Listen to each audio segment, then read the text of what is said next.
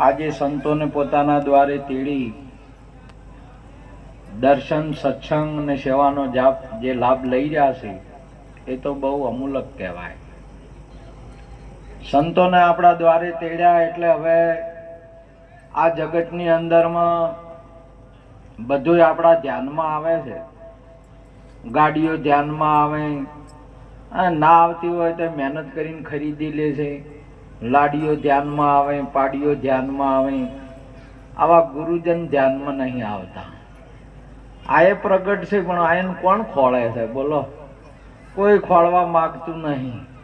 આજે જો ત્યાં હગા કરવા હોય તો લાડીઓને ખોળતા હોય, કોઈ વળી ભેંસો ખોળતા હોય છે, નહીં ખોળતા હોતા.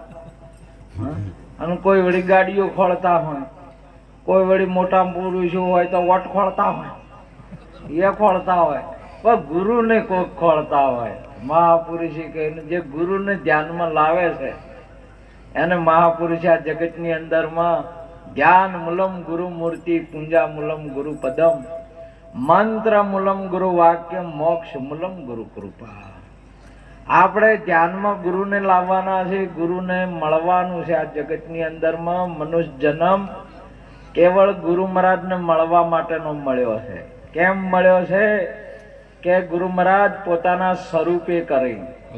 અને જ્યાં સુધી પોતાના સ્વરૂપની અંદરમાં ના આવવા આપણે તો યાત્રા અધૂરી રહી જાય. આપણા જીવનની યાત્રા છે એ ગુરુ મહારાજના શરણે પૂરી થાય છે, શમશાનમાં નહીં. શમશાને યાત્રા પૂરી નહીં થતી. શમશાને તો કોઈ જતા હોય ને તો પાછળ વાળા કહેતા હોય છે કે આ તો ગોગો બન્યા, આ તો જજી બન્યા. અહીંયા યાત્રા પૂરી નહીં થતી. યાત્રા તો ગુરુના શરણમાં પૂરી થાય છે. એટલા માટે મહાપુરુષે સુંદર ગાયું છે કે મોક્ષ મૂલમ ગુરુ કૃપા. ગુરુ મહારાજના શરણની અંદરમાં મોક્ષ થાય છે અને સ્વરૂપ સ્થિતિ પ્રાપ્ત થાય છે.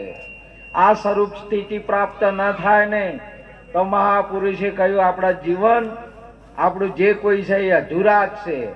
અને અધૂરા હોય ને એ મહાપુરુષે કીધું કે તમે જુઓ કે અધૂરિયા એટલે કે અવગતિ ક્યાં કહેવાય, એને શું કહેવાય? અવગતિ. એની સદગતિ ના થઈ. એની સદગતિ તો સંતો પાસે થાય, અને સંતો વગર જોઈએ તો એની અવગતિ થાય છે. અને અવગતિ થાય ને એટલે અંધશ્રદ્ધા ઊભી થાય. અહીંયાને તો થાય પણ આખા ઘરમાં બીજાને થાય, અને બીજાને વળગાડે. હમણાં સુંદર અમારા સરપંચ રસિકજી સરપંચે સાહેબે સારી વાત કરી હતી અંધશ્રદ્ધા વિશેની. અને ખરેખર આ અંધશ્રદ્ધા આપણા ગુરુ વગર કદીએ જાય જ નહીં. તમારે આપણા સદગુરુ મળે ને સ્વરૂપની પ્રાપ્તિ થાય, સ્વરૂપ પ્રગટ થાય ને એટલા જગતની અંદરમાં સ્વરૂપ સિવાય બીજું કોઈ નહીં. હે અર્જુન, તું તારા રૂપને જો, તારા સિવાય કોઈ નહીં. આ જગતમાં બીજું કોઈ છે નહીં. આ તો આપણે ઓભળીને ઊભું કર્યું છે, મોની લીધું છે. બીજાની વાતો મોની લીધી ને એટલે આપણને ભ્રમ ઊભો થયો છે. વાસ્તવિકની અંદરમાં આપ આદ અનાદિ, હમ અનાદિ ઓર ન દૂજા પાર ભયે પહેચાના, અલખ ખલક પૂર્ણ પ્રકાશ અખંડ બ્રહ્મ હમ જાના. આ તમે આદુ અનાદિ ના છો, એ કાયમ ના છો. આથી કરીને તમે જુઓ, તમે આવું ને આવું જ્ઞાન કરણજીને આલ્યું તું. ભગવાને કહ્યું કે તમે સુત પુત્ર નહીં, તમે દાસી પુત્ર નહીં, તમે કોંતે છો, તમે પાંડવોના જ્યેષ્ઠ ભાઈ છો તમે. અને તમે મોનો આ વાતને મોની સમજ્યા ખરી, પણ તોય દુર્યોધનનો સંગ છોડ્યો નહીં. આપણે વાત મોય સમજ્યા છે કે આપણે કોણ છે, છતાંય આ સંસારનો સંગ છોડતા નહીં. હજી વળીને હમણાં તો હેરા છો. કેમ કે આમને દુર્યોધને મને અંગરાજ બનાવી અને ઋણી બનાવી દીધો.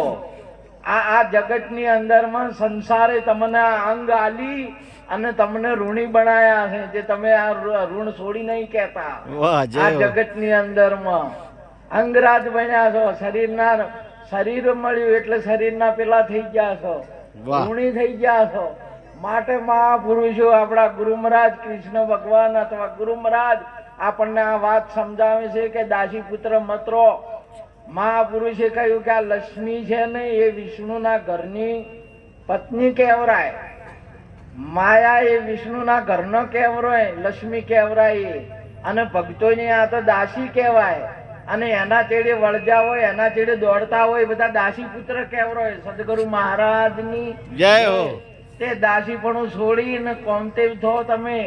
મહાપુરુષે કહ્યું કે તમે આ તો અજર અમર અવિનાશી આત્મા છો, અને એ અજર અમર અવિનાશી આત્મા પોતાને નક્કી કરાવે ભાયગ જ્ઞાની ગુરુ એને જ્ઞાની આવા ગુરુઓ મિલાવે, આવા સંત મળી આવે ને તો આપણું સ્વરૂપ પ્રગટ કરી નાખે.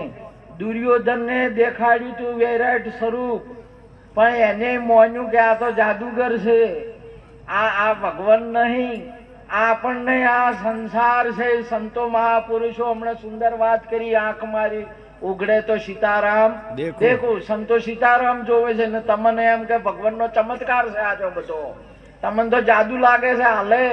દુર્યોધન એકલા નહીં લાગતું, અરે પરમાત્માનું સ્વરૂપ છે આ, અને તમને ચમત્કારો લાગે છે ભાત ભાતના. એટલા માટે મહાપુરુષે કહ્યું છે કે સંતો પાસે જાઓ, આપણા ગુરુ મહારાજ પાસે જાઓ, આંખ ખુલી નાખશી અને જે છે એ સ્વરૂપ પ્રત્યક્ષ પ્રગટ કરી દેશે. આટલું કઈ વાતને પૂરી કરું છું. બોલો સદગુરુ મહારાજ જય હો, જય હો બાપુ. વાહ વાહ.